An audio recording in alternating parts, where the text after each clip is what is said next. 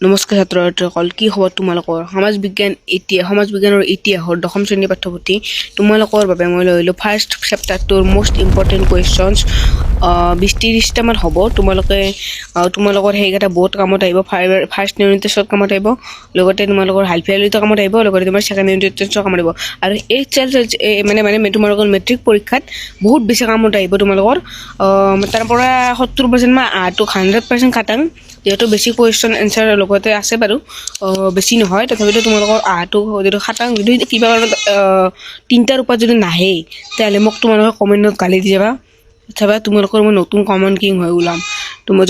গতিকে মই দেৰি নকৰি তোমালোকক অতি সোনকালে ভিডিঅ'টো দেখুৱাব বলক।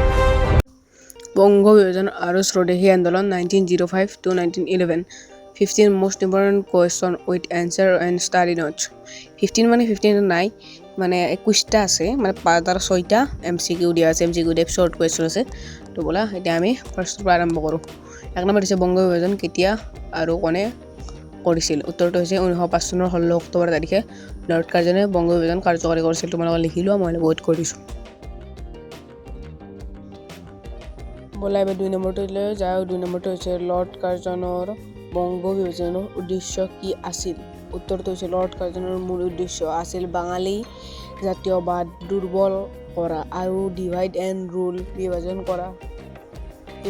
শাসন নীতি কাৰ্যকৰী কৰা। এইটো তোমালোকে লিখি লোৱা, প'ষ্ট কৰিও লিখিব পাৰিবা, লিখি লোৱা। 3 নম্বৰটো হৈছে বংগ বিভাজনৰ ফলত কোন নতুন প্ৰদেশ গঠন হৈছিল? উত্তৰ বংগ বিভাজনৰ ফলত প্ৰধানকৈ 2টা নতুন প্ৰদেশ গঠন হৈছিল। 1 নম্বৰ হৈছে পূৰ্ববংগ আৰু অসম, 2 নম্বৰ পশ্চিম বংগ। এই কুৱেশ্যনটো মানে বহুত ইম্পৰ্টেণ্ট। তোমালোকে যদি বহীত লিখিছা, ডাবল টিক মাৰ্ক দি দিবা, আৰু তোমালোকৰ মুখস্থ বা এক্সামত তোমালোকৰ ভাল হয়, যিহেতু আহিব পাৰে, এইটো তোমালোকে ভালকৈ মুখস্থ কৰি যাব পাৰিবা। ব'লা এবাৰ 4 নম্বৰটো লৈ যাওঁ। স্বদেশী আন্দোলন কি? উত্তৰ হৈছে বিদেশী বস্তু বৰ্জন কৰি দেশীয় বস্তু ব্যৱহাৰ কৰাৰ উদ্দেশ্য যি আন্দোলন গঢ় লৈ উঠিছিল, তাক স্বদেশী আন্দোলন বোলে। এই কুৱেশ্যনটো বহুত বেছি ইম্পৰ্টেণ্ট। আৰু তোমালোকৰ যদি মেট্ৰিক বা এইকেইটা এক্সামত যদি নাহে, তেতিয়াহ'লে মই কমেণ্টত আহি গালি দিলে হ'ল আৰু। ব'লা 5 নম্বৰটো লৈ যাওঁ। 5 নম্বৰটো হৈছে স্বদেশী আন্দোলনৰ মূল লক্ষ্য কি আছিল? উত্তৰ হৈছে বিদেশী শাসনৰ বিৰুদ্ধে প্ৰতিবাদ কৰা আৰু দেশীয় শিল্প বাণিজ্য উন্নত কৰা আছিল স্বদেশী আন্দোলনৰ মূল লক্ষ্য। That's important. ব'লা 6 নম্বৰটো লৈ যাওঁ। 6 নম্বৰটো হৈছে বয়কট আন্দোলন বুলিলে কি বুজায়? উত্তৰটো হৈছে বিদেশী বস্তু, শিক্ষা প্ৰতিষ্ঠান আৰু চৰকাৰী অনুষ্ঠান বৰ্জন কৰাৰ আন্দোলনক বয়কট আন্দোলন বোলে। এইবাৰ আমি যাম 7 নম্বৰটোলৈ। বংগ বিভাজনৰ বিৰুদ্ধে জনসাধাৰণে কেনেকৈ প্ৰতিবাদ কৰিছিল? উত্তৰটো হৈছে জনসাধাৰণে সভা সমিতি, মিছিল, ধৰ্মঘট, বিদেশী বস্তু দাহ আৰু ৰাখী বন্ধন উৎসৱৰ জৰিয়তে প্ৰতিবাদ কৰিছিল। ব'লা 8 নম্বৰটো চাওঁ। 8 নম্বৰটো হৈছে বন্দে মাতৰম গানটোৰ ভূমিকা কি আছিল? ভূমিকা বুলি ক'লে মানুহবিলাকে ভাবে বহুত দীঘল নেকি? নহয়, দীঘল থাকে। যদি বহুত নম্বৰৰ কুৱেশ্যনটো আহে, তেতিয়াহ'লে বহুত লিখিবলগীয়া হয়। তুমি মোক কমেণ্ট কৰিবা, মই তোমাক ৰিপ্লাইত গোটেই এনচাৰটো দি দিম। আৰু যদি নৰ্মেলি 1-2 নম্বৰ থাকে, তেনেহ'লে এইটো লিখিলে নম্বৰটো পাই যাব। বন্দে মাতৰম, এনচাৰটো হৈছে বন্দে মাতৰম গানটো স্বদেশী আন্দোলনৰ প্ৰেৰণা আৰু জাতীয় চেতনাৰ প্ৰতীক হৈ উঠিছিল। এই মাত্ৰ কৈ যোৱা 8 নম্বৰটো বহুত ইম্পৰ্টেণ্ট। এইবাৰ আছে 9 নম্বৰটো। 9 নম্বৰটো হৈছে ৰবীন্দ্ৰনাথ ঠাকুৰে স্বদেশী আন্দোলনত কেনে ভূমিকা পালন কৰিছিল? উত্তৰটো হৈছে ৰবীন্দ্ৰনাথ ঠাকুৰে গান, কবিতা আৰু ৰাখী বন্ধন উৎসৱৰ জৰিয়তে জনসাধাৰণক একত্ৰিত কৰিছিল। ৰাখী বন্ধন উৎসৱৰ তাৎপৰ্য কি আছিল? অথবা ৰাখী বন্ধন উৎসৱৰ তাৎপৰ্য লিখা, এনেকুৱা আহিব পাৰে। তোমালোকে উত্তৰত লিখিবা যে ৰাখী বন্ধন উৎসৱৰ মাধ্যমে হিন্দু মুছলমান ঐক্য আৰু ভাতৃত্ববোধ প্ৰকাশ কৰা হৈছিল। 11 নম্বৰটোলৈ যাওঁ ব'লা। 11 নম্বৰটো হৈছে জাতীয় শিক্ষা আন্দোলন কি আছিল? উত্তৰটো হৈছে ইংৰাজী শিক্ষাৰ পৰিৱৰ্তে দেশীয় আদৰ্শভিত্তিক শিক্ষা প্ৰচাৰক উদ্দেশ্য গঢ় লৈ উঠা আন্দোলনক জাতীয় শিক্ষা আন্দোলন বোলে। ঠিক আছে নে? বোলে 12 নম্বৰটোলৈ যাওঁ। 12 নম্বৰটো হৈছে বিদেশী বস্তু বৰ্জন ফলাফল কি আছিল? এইটো কুৱেশ্যন বহুত বেছি ইম্পৰ্টেণ্ট হয়। তোমালোকে টিক মাৰ্ক লগাই থৈ দিবা। উত্তৰটো হৈছে দেশীয় শিল্প বাণিজ্য উন্নতি পাইছিল আৰু জাতীয় চেতনা বৃদ্ধি পাইছিল। আৰু আমি যাম 13 নম্বৰটোলৈ 13 নম্বৰটো হৈছে অসমৰ ওপৰত বংগ বিভাজনৰ কি প্ৰভাৱ পৰিছিল তাৰমানে অসমৰ ওপৰত কি প্ৰভাৱ পৰিছিল বংগ বিভাজনৰ পৰা এনচাৰটো হৈছে অসমক পূৰ্ববংগৰ সৈতে যুক্ত কৰা হৈছিল আৰু অসমত স্বদেশী আন্দোলনৰ প্ৰসাৰ ঘটিছিল এবাৰ আমি যাম 14 নম্বৰ কুৱেশ্যন 14 নম্বৰ কুৱেশ্যন হৈছে 1911 চনত বংগ বিভাজন কিয় বাতিল কৰা হৈছিল এইটো কুৱেশ্যন বহুত বেছি ইম্পৰ্টেণ্ট আছে উত্তৰটো হৈছে তীব্ৰ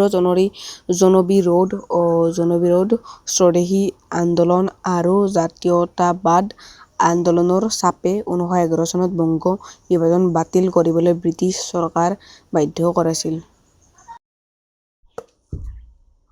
এবাৰ আমি যাম 15 নম্বৰটোলৈ 15 নম্বৰটো হৈছে স্বদেশী আন্দোলনৰ ৰাজনৈতিক সামাজিক আৰু সাংস্কৃতিক ফলাফল লিখা উত্তৰটো হৈছে 1 নম্বৰ জাতীয়তাবাদ বৃদ্ধি পাইছিল 2 নম্বৰ দেশীয় শিল্প উন্নতি হৈছিল 3 নম্বৰ শিক্ষা আৰু সংস্কৃতি বিকাশ ঘটিছিল 4 নম্বৰ হৈছে স্বাধীনতা আন্দোলনৰ শক্তিশালী হৈছিল স্বাধীনতা আন্দোলন শক্তিশালী হৈছিল মানে এনেকুৱা কৰে আহিব পাৰে তেনেকুৱা লিখি ল'বা আৰু বুজি পাইছানে নিশ্চয় তোমালোকে মোৰ কথাখিনি শুনি ভিডিঅ'টো প'ষ্ট কৰি লিখি ল'লা এবাৰে আমি যাম এক্সট্ৰা কুৱেশ্যনখিনিলৈ যোনখিনি এক্সট্ৰা আছিল যোনখিনি MCQ টাইপ এবাৰে 1 নম্বৰটো হৈছে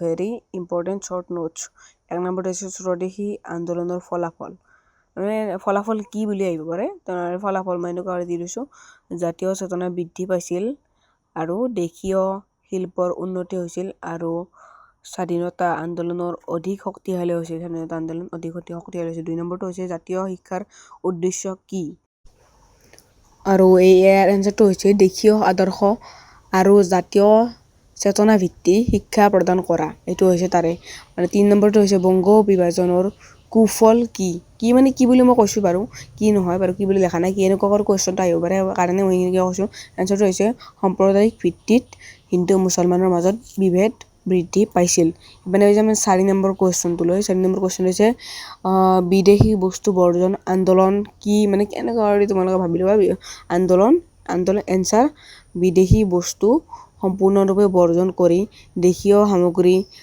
ব্যৱহাৰ কৰাৰ ওপৰত গুৰুত্ব আৰোপ কৰা হৈছিল 5 নম্বৰ হৈছে মহিলা সকলৰ ভূমিকা এনচাৰ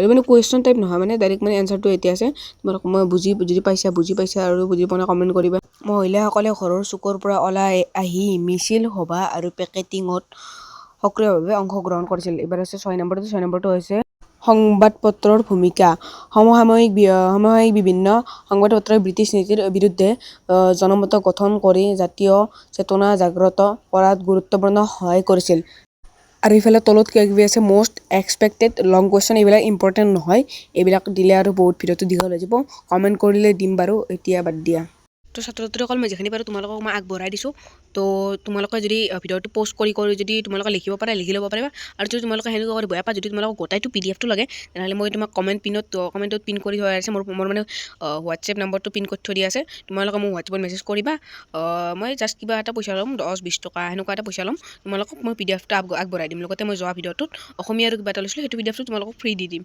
গতিকে যিহেতু মোৰ এইটো ছেকেণ্ড ভিডিঅ' অলপমান মৰম দিবা ছাবস্ক্ৰাইব কৰিবা লগ পাম অন্য এটা ভিডিঅ' বাই